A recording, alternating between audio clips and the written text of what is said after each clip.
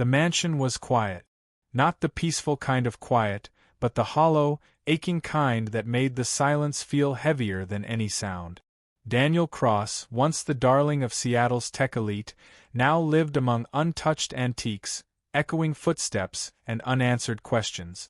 The kind that hung in the air, unanswered long after the last sympathy card was read and the funeral flowers had browned. His 6-year-old daughter, Lily, hadn't spoken in 137 days. He knew because he'd counted every one. The day Eliza died, Lily stopped laughing, stopped talking, just sat by windows, drawing endless suns and stars that somehow always looked cold. Daniel had tried everything: specialists, art therapy, even a rescue dog. The silence remained.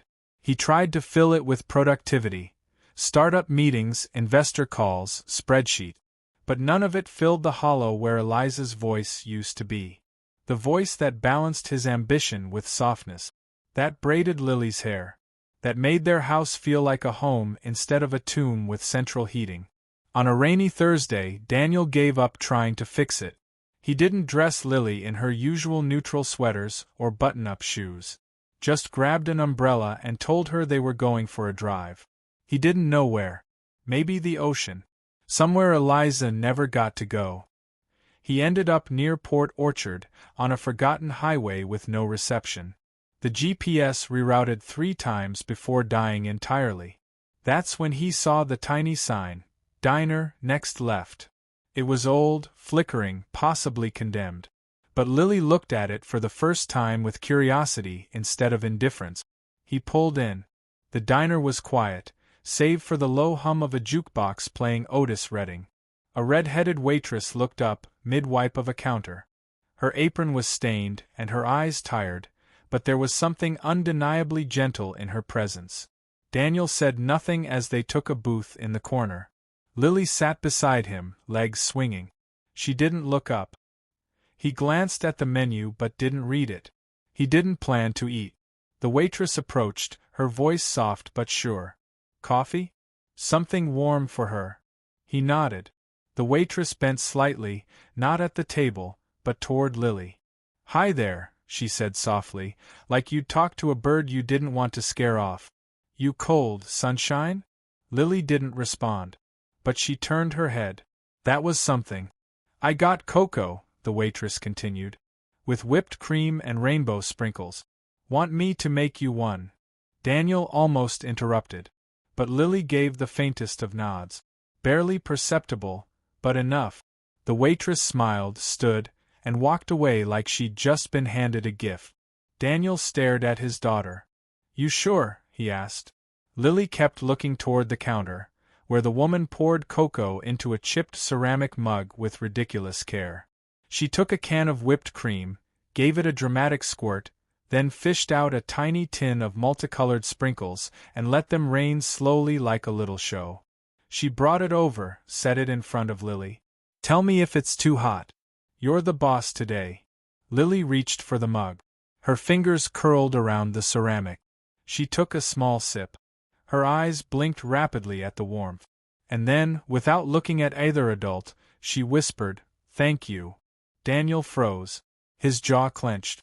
He turned his head slightly, trying to confirm he'd actually heard it. He had. Lily had spoken. The waitress didn't react like it was a miracle. She just smiled and patted Lily's hand once. "I'm Grace," she said quietly. Daniel swallowed hard. He nodded. "Daniel." They sat there for another 20 minutes. Daniel ordered black coffee. Grace never pushed conversation. But she returned with a paper placemat and a single crayon. "Just in case," she said, placing it in front of Lily. Lily immediately began to draw. Not suns this time, flowers. Purple ones. Eliza's favorite. Daniel watched his daughter, silent. Then watched the waitress disappear into the back room. The sound of a coffee machine steamed faintly in the distance. When he paid the check, he tipped her $100. Not to impress her, but because for the first time in months, his daughter had said something that was worth more than his watch, his car, or his last round of Series B funding. Outside, the rain had stopped. Lily slipped her hand into his. She didn't say anything else. She didn't need to. The next day, he drove back. 2 hours out of the way. Grace blinked in surprise when she saw them, but she didn't ask questions. She brought cocoa, with whipped cream, and sprinkles. Different color today, she said. Gold stars instead of rainbows. Lily gave her a shy smile.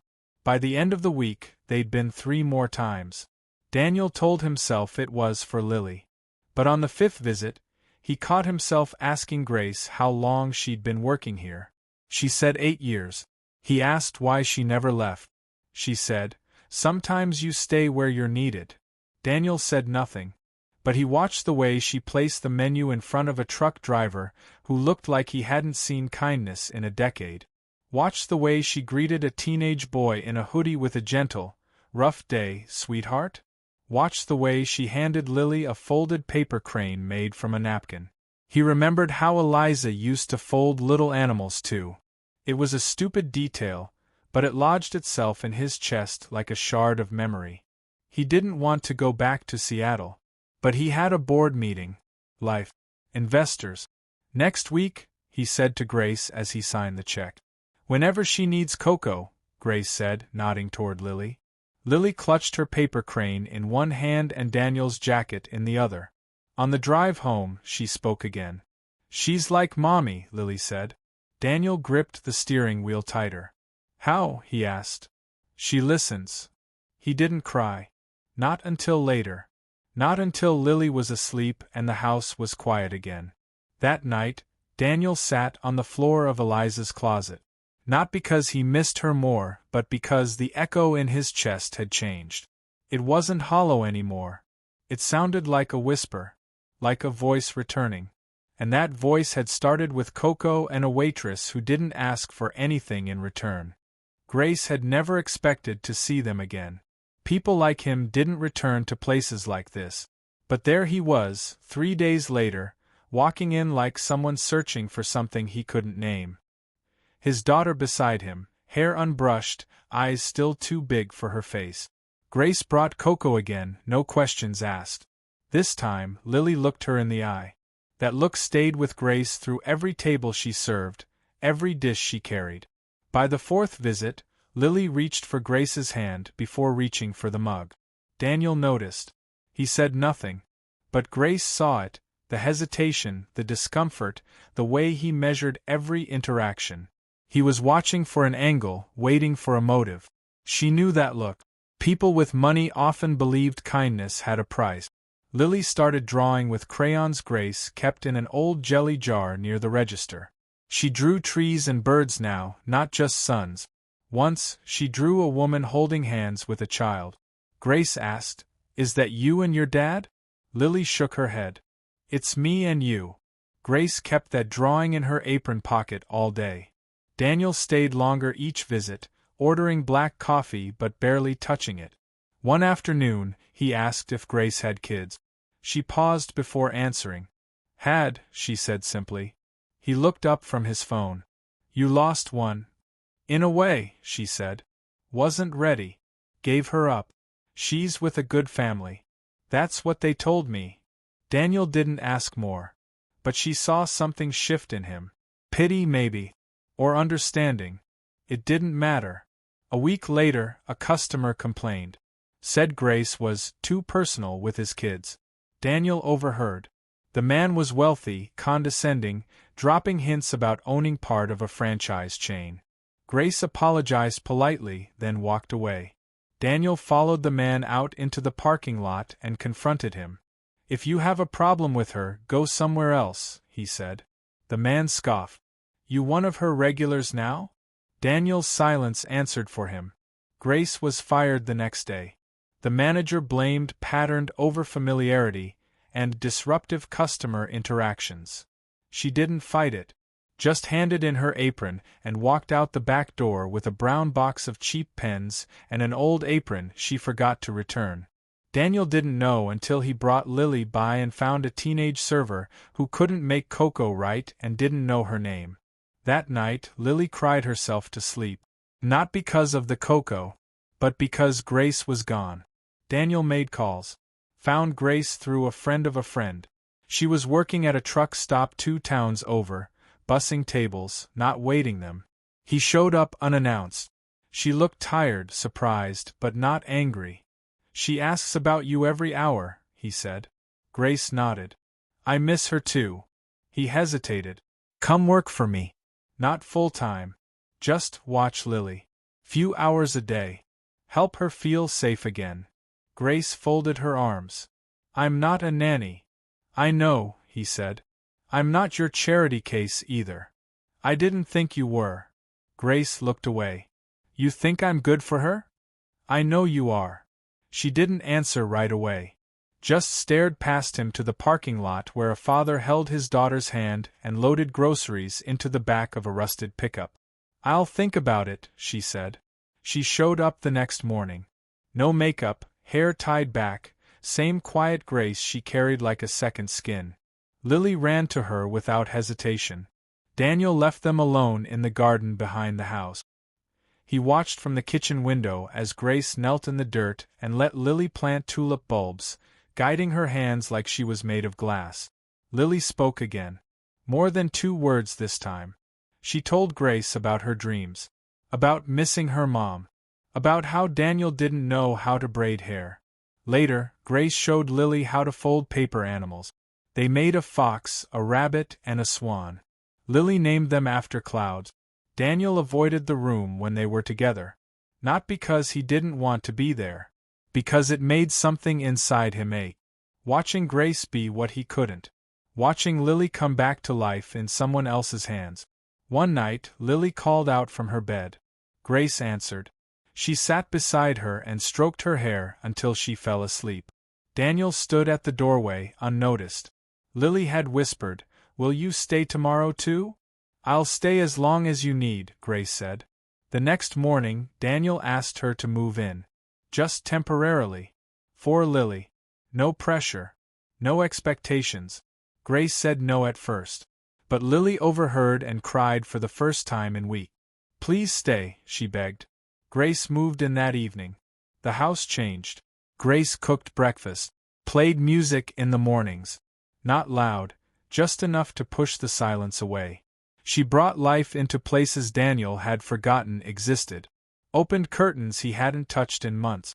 Set out crayons and paint. Read stories at night in Eliza's old chair. Daniel noticed she never sat in it without first glancing at the portrait on the wall. As if asking permission. One day Lily said, "Mama," again. But not to a photo. She said it to Grace. Daniel froze.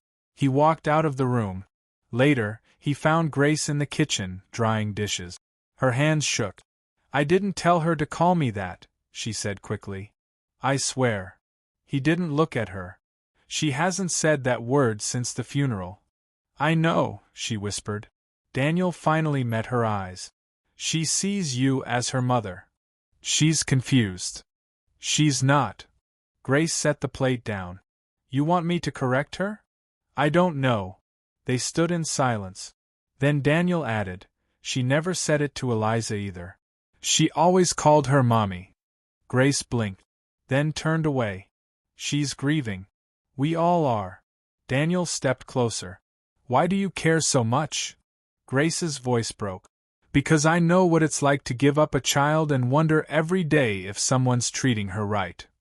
He stared at her. She didn't blink.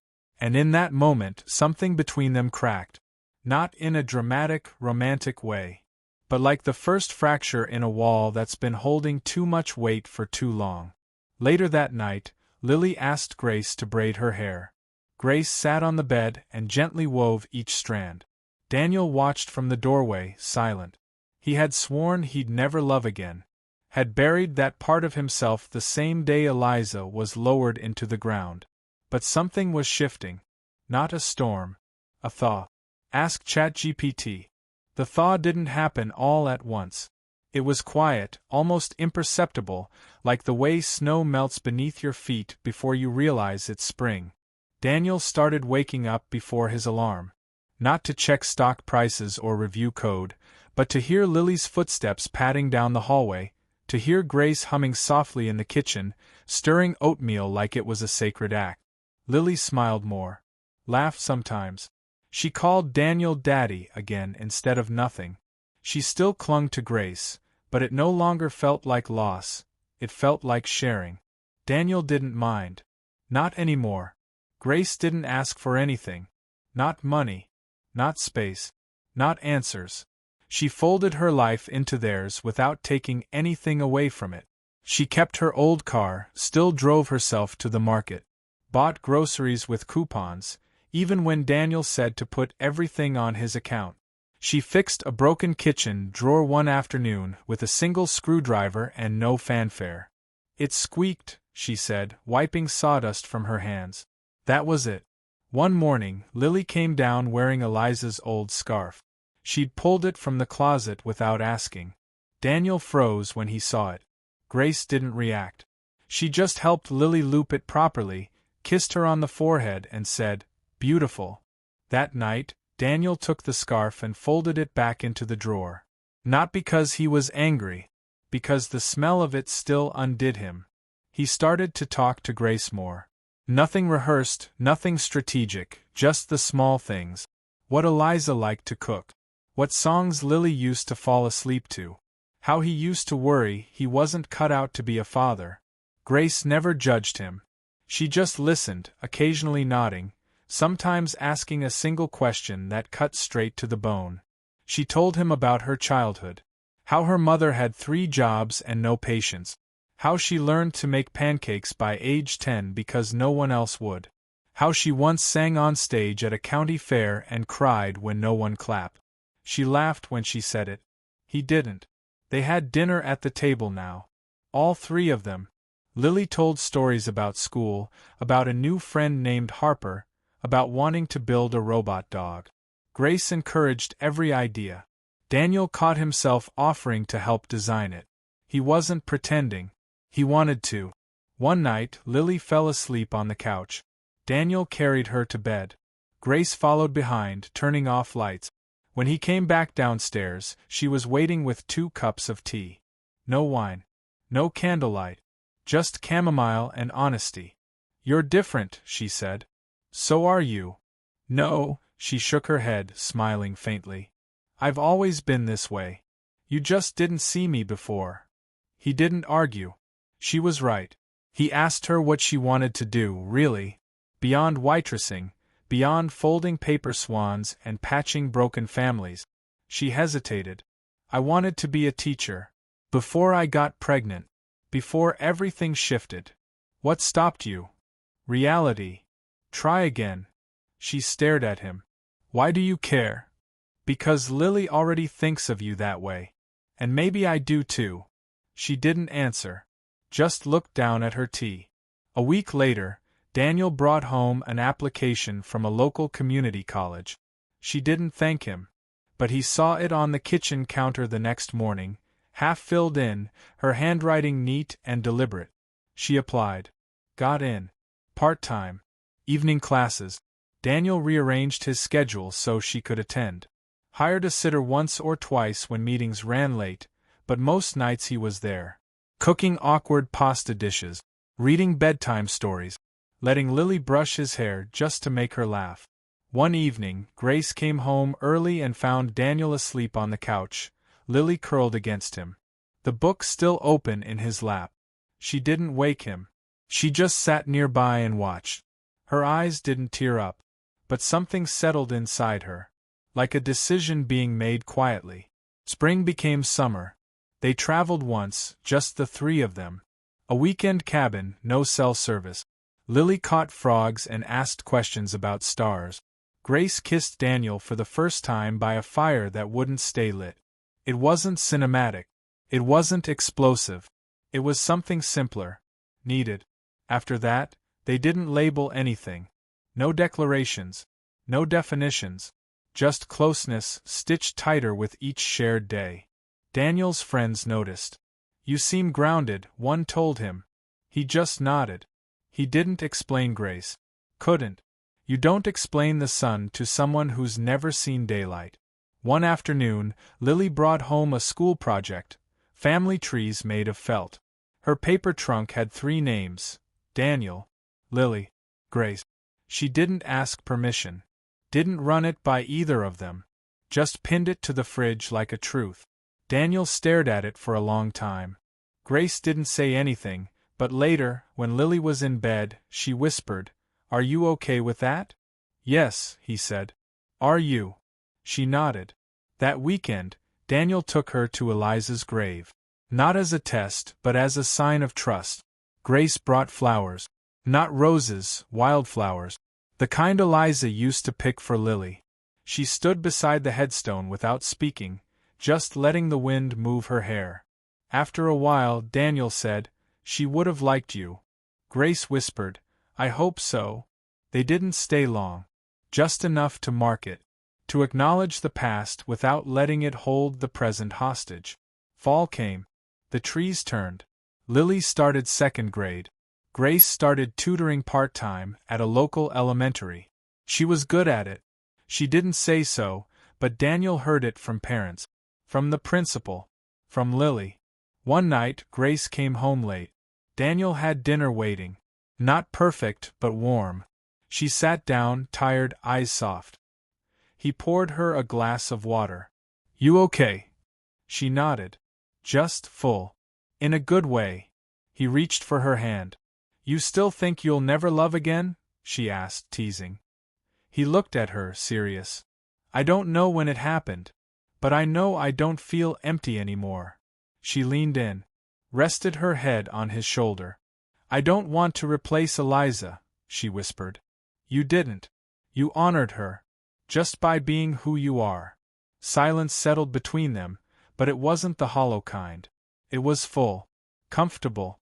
That night, when they tucked Lily in, she looked up at both of them and said, "I don't feel alone anymore." Neither did they. Ask ChatGPT.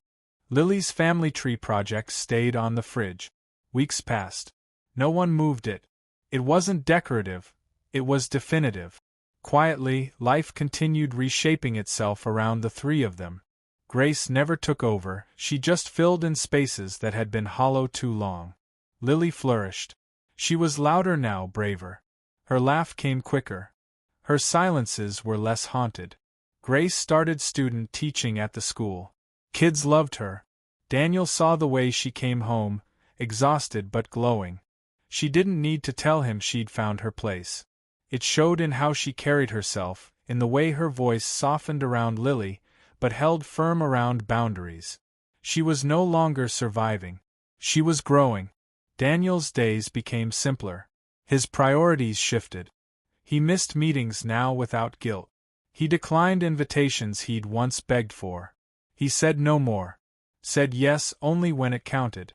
He'd built empires before. This family, felt more permanent. Then, one Thursday, Eliza's mother showed up. She hadn't called. Hadn't visited since the funeral. She walked in carrying an expensive purse and years of distance. Lily didn't recognize her at first. When she did, her body stiffened. Grace reached for her, but Lily stayed frozen. Daniel offered coffee. She declined. Sat like a judge before trial. "I've heard things," she said flatly. "About the woman living here. About you playing house." Grace didn't respond. Daniel did. "She's not playing. She's not family," the woman snapped. "She is to Lily. She's not her mother." "No," Grace said quietly. "She isn't." Eliza's mother turned to her, eyes sharp. "Then why are you here?" Grace looked at Lily. "Because someone needed to be." Silence. "I'm filing for visitation," the woman said, staring at Daniel. "And if what I've heard is true, and Lily's forming inappropriate attachments to someone with no legal right." Daniel stood. "That's enough." Lily left the room without a word. Grace followed. Found her sitting on the stairs, eyes wide.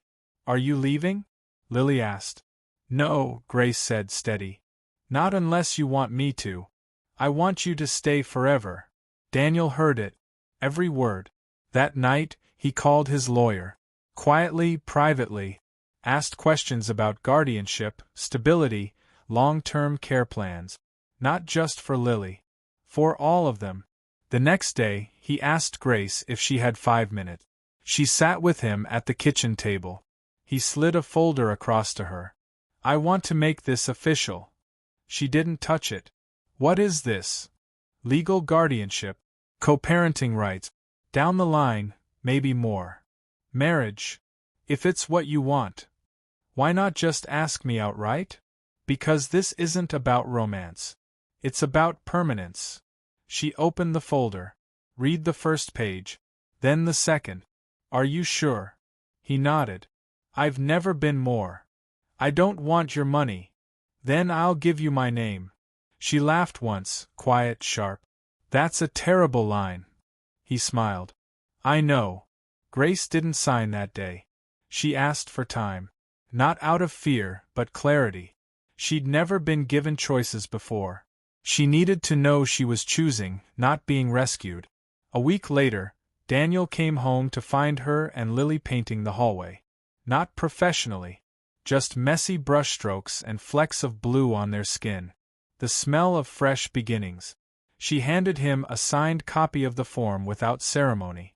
Put it wherever important things go. He held it like it weighed more than paper. Because it did. After that, they didn't announce anything. No parties. No posts. Just consistency. Grace picked Lily up from school. Daniel cooked dinners with too much garlic.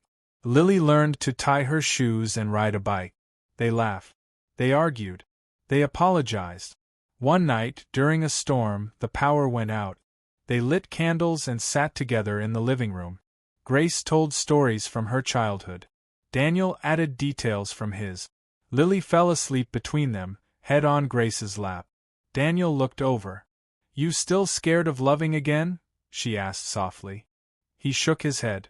I'm scared of losing this. You won't, she whispered. Not this time. Later that fall, Daniel took them to a cabin. Not the same as before. This one had significance. It was where he and Eliza had honeymooned. He hadn't been back since. The drive was quiet. Lily played with her stuffed animals in the back. Grace didn't ask questions. She knew this trip was layered. They arrived at sunset. Leaves golden, trees bending low with memory.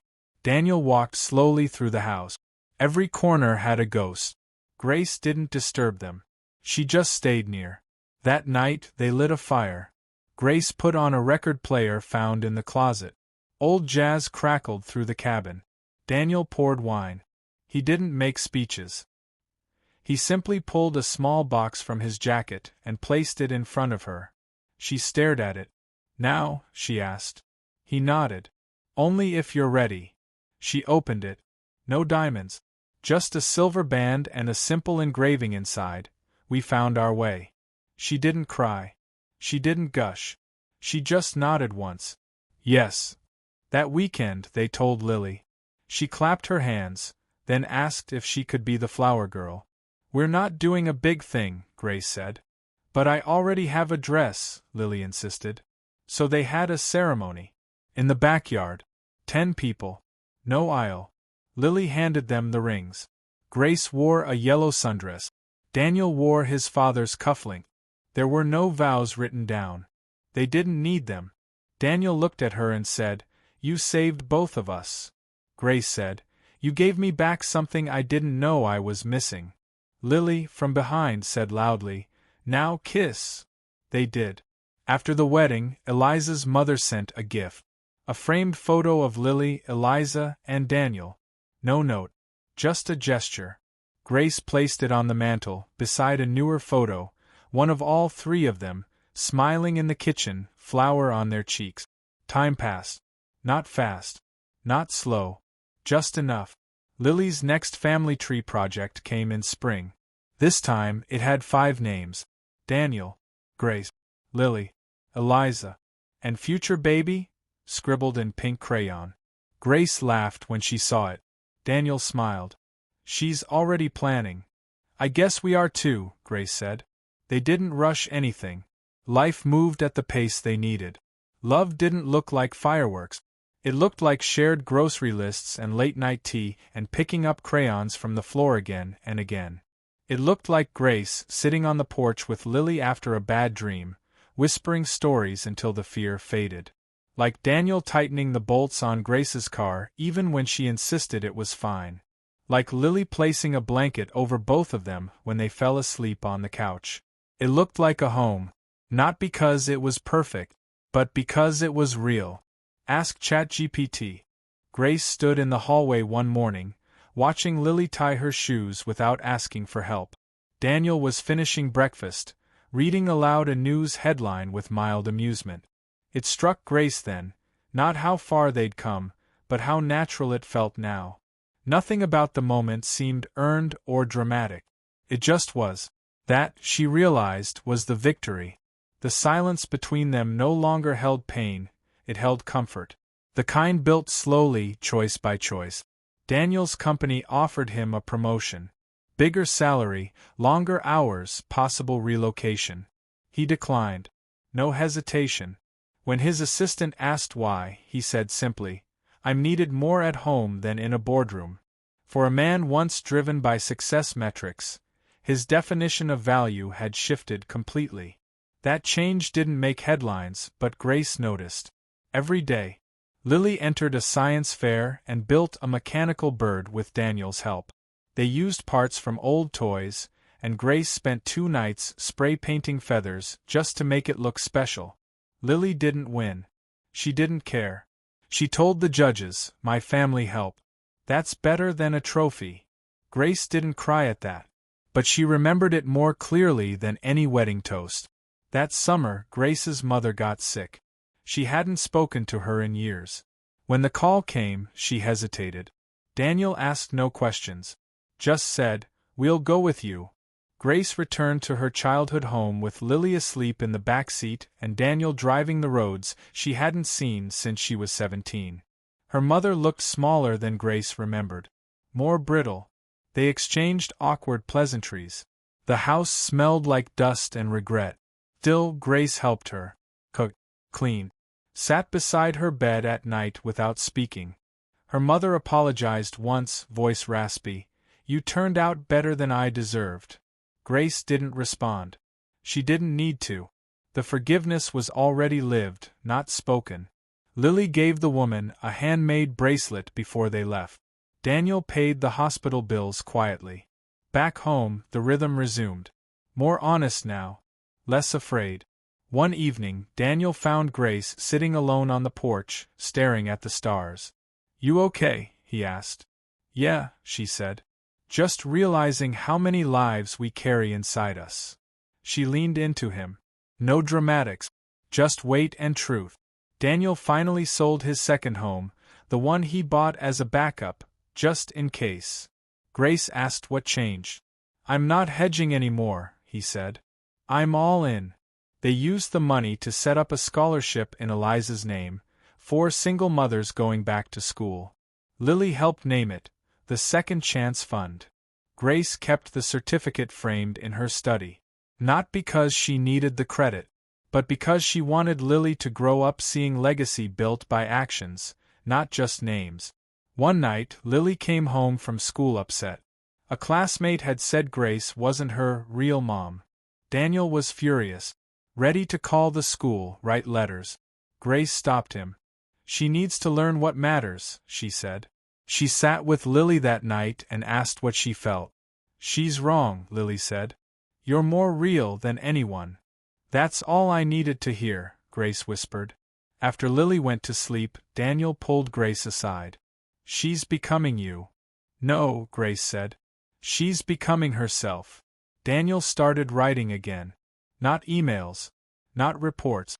Actual essays. Pieces about fatherhood, grief, healing, rediscovery. He submitted one anonymously to a parenting blog. It went viral. He never claimed it. When Grace asked why, he said, "It wasn't about me. It was about how we survive." The following spring, Grace gave birth. A quiet, late-night delivery. No drama. No chaos.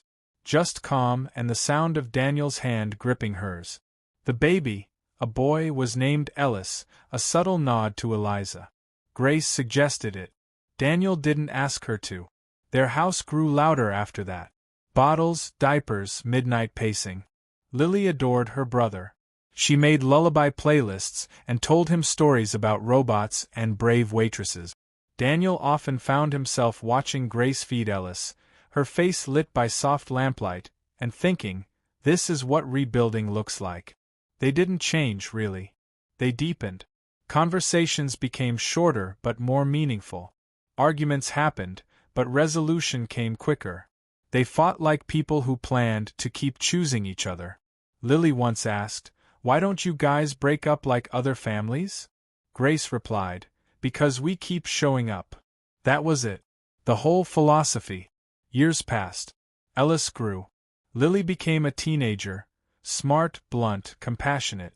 Grace returned to school and got certified as an elementary educator. She started teaching full-time, never once mentioning how far she'd come. Daniel quit consulting and started a non-profit, funding programs for fathers raising kids alone. He called it Project Lighthouse. He used to think strength was in solitude. Now he knew better.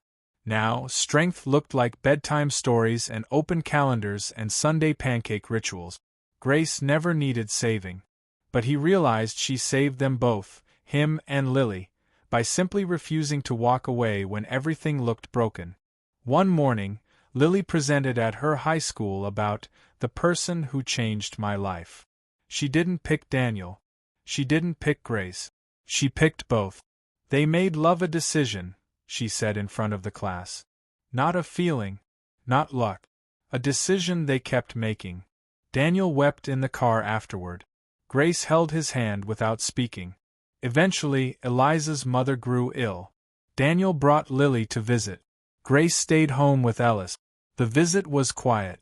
Lily read aloud from a book. When they left, the old woman touched Daniel's hand and said, "You chose well." He didn't reply. But in his heart, something long stuck finally loosened. On their 10th anniversary, Daniel and Grace didn't throw a party. They went to the original diner, now under new ownership. Lily babysat Ellis. The waitress was new, nervous, kept mixing up orders. Grace tipped her extra, left a note. You never know who you're saving. Daniel watched her as she folded the bill neatly, slid it under her cup. I ever tell you the first thing you said to me? He asked. Grace smiled. No. You told me I looked like someone who forgot how to live. I was right. You were. They walked out hand in hand, the air cool with spring. Daniel used to think love ended with loss. That what he had with Eliza couldn't be replicated, only mourned. But Grace proved love wasn't about replacement, it was about expansion. It was about finding room in the ruins for something new. Something true. Not a second chance at the same story. A better one. Chosen. Earned. Shared. Ask ChatGPT. The house was quieter now. Not empty, just peaceful. The chaos had evolved into rhythm. Mornings began with soft footsteps, cereal bowls clinking, the occasional spill followed by laughter instead of frustration. Daniel still rose early, but now he lingered. Grace didn't rush anymore. She used to live like everything might fall apart. Now she moved like things would hold. Ellis had started talking in full sentences, his favorite word being again.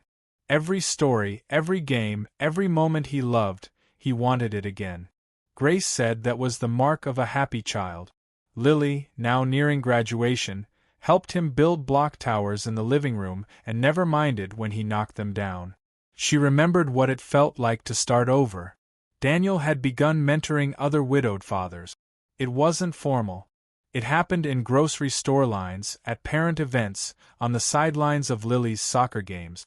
They'd ask how he did it, and he'd just say, one honest conversation at a time. He didn't give advice. He just listened. Sometimes that was more than enough. Grace received a letter from a girl she used to work with at the diner. She'd seen Grace's name in a local article about the scholarship and recognized her. The letter said, "You treated me like a person when no one else did. I never forgot that." Grace folded the paper, placed it in a box with Lily's old drawings, and didn't say anything about it until days later. When she did, she just said, "Kindness leaves longer shadows than pain." Daniel watched Lily apply for colleges. She wanted to study psychology, to help kids who grow up with silence, she said. He saw Eliza in her ambition, Grace in her empathy, and himself in the way she paused before answering serious questions. She wrote her application essay about her family, not in tragedy but in transition, about how love changed shapes and how sometimes the best families were assembled, not inherited. Ellis turned 5 and asked if he could marry Lily when he grew up. She laughed and told him he'd find his own Grace one day. He said, "I already did." It didn't make perfect sense, but it felt true. One evening, Daniel found an old video on his laptop, footage from before Eliza died. They were at the beach, and Lily was running toward the waves while Eliza watched from a blanket. Her voice in the background said, "Someday she'll need more than us. Let's make sure we don't hold her back when that day comes." He hadn't remembered her saying that. He hadn't been ready to hear it back then. He showed Grace the clip. She didn't speak while it played. When it ended, she whispered, she already knew. Grace never replaced Eliza. She never tried to. She built alongside her. Not in her shadow, but in shared light. That was the difference between grief and growth. One paused life, the other reimagined it. Lily's graduation came with cheers and tissues. Grace wore a pale blue dress and held Daniel's hand the whole time. When Lily walked across the stage, they both stood. She spotted them in the crowd and grinned, not the practiced smile of a teenager, but the raw joy of a child who knew she was loved. Later, in the backyard, Lily gave them each a handwritten letter. Daniel's was about the early days, about how she remembered his silences more than his words, and how those silences became safe when Grace came around. Grace's letter thanked her for seeing her not as a step anything, but as a steady thing. "I didn't get a perfect childhood," she wrote, "but I got a whole one." Grace framed it. Not for others to see, but for herself. To remember the work that built their foundation. Daniel's nonprofit received national attention when one of the program's teens made it into college and credited the mentorship. He was invited to speak at a summit. He brought Grace and Lily with him. On stage, he said, "The hardest thing I ever did was admit I couldn't do it alone. The best thing I ever did was let someone else in." Grace opened a small learning center. It wasn't flashy.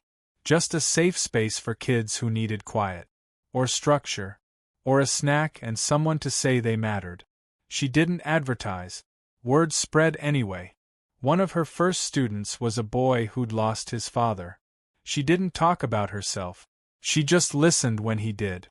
Ellis started kindergarten. On his first day, he waved at them from the classroom door, completely unafraid. Daniel looked at Grace. She smiled. "You did that," he said. "No," she replied. "We did." That fall, they took a road trip. No destination, just time. They visited places none of them had been. Shared meals at truck stops. Played games in hotel rooms. Grace taught Lily how to drive on empty desert roads. Daniel taught Ellis how to skip rocks. At one stop, they found a small chapel, quiet and open. Lily asked if they were going to renew their vows. Grace said, "We renew them every day." Back home, life kept moving. Not everything was easy. Grace lost a former student to a car accident. Daniel had a health scare that turned out to be nothing but frighten them both. Lily had her heart broken by someone who didn't understand her depth. Ellis struggled with reading for a few months and thought he'd never catch up. But they kept showing up. Every day. With answers or just presence. They had built something not immune to pain, but resilient to it. On a chilly winter night, Daniel stood at the window watching snow fall. Grace came up behind him. "Regrets?" she asked. He shook his head. "Only that I didn't believe sooner that something this good could exist again." She leaned her head against his shoulder. "You don't have to believe. You just have to keep choosing it." Years later, when Lily had a daughter of her own, she asked Grace to be in the delivery room. Not Daniel. Not even her partner. Just Grace. You were the first person who taught me what it meant to be held, she said.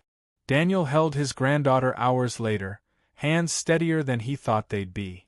Ellis, now a teenager, peeked over his shoulder and asked if she'd get to live with him. Everyone laughed, but Grace kissed his head and said, "We'd make room." That night, Daniel wrote in his journal, something he hadn't done in years. She treated my daughter like hers. That's how it started. But in time, she became ours. Not by paper. Not by ceremony. But by presence. Every day she stayed. Every moment she showed up. Every ordinary act that stitched our lives together. Love didn't save me. She did. Ask ChatGPT. Lily left for college 2 months later. No dramatic farewell, no teary airport goodbye. Just a calm morning, her suitcase by the door, and a long hug that said everything words couldn't. Ellis handed her a crayon drawing with "Come back soon" scrawled in uneven letters. She promised she would. Grace packed snacks. Daniel checked her tires twice. When she drove away, Grace stood still for a moment longer than Daniel. He didn't ask if she was okay. He already knew. Life adjusted. Ellis filled the space Lily left, not by replacing it but by reminding them that presence mattered more than absence. He read better now, laughed louder, asked more questions. Daniel answered what he could. Grace taught him the rest. How to listen, how to ask again when confused, how to say sorry when needed. The house settled into a new balance. Daniel took early retirement, not because he had to, but because the idea of missing moments outweighed the comfort of routine. He started baking bread. Failed multiple times before Ellis declared, "This one tastes like a hug." That became the benchmark. Grace expanded her learning center into 2 more neighborhoods. Not for ambition. For reach. She refused offers from investors. She wanted to keep it human-scaled. She remembered what it felt like to be another number in someone else's system. Now she made sure every kid had a name, a voice, and a plan. Letters from Lily arrived weekly. Real ones, ink, not email. She wrote about classes, about people who thought they knew things they didn't, about nights she sat alone on benches and thought of how many people it took to raise her right. One letter read, "Tell Ellis I kept the drawing by my bed." Another, "You made me brave." That was the real lesson. Daniel read them twice. Grace read them once and remembered every word. On their 15th anniversary, Grace and Daniel didn't exchange gifts. They planted a tree in the backyard. A cherry blossom. Ellis helped dig. They chose it because it bloomed briefly but beautifully, proof that something fleeting could still be powerful. Daniel looked at Grace and said, "Still all in?" She nodded. No ceremony. Just 2 hands in soil. That winter, Daniel's mentor passed away. The man had been one of the few people who checked in after Eliza died. At the funeral, Daniel stood in the back, arms crossed, eyes heavy. Afterward, he told Grace, "He believed in me when I didn't." She replied, "Now you do that for others."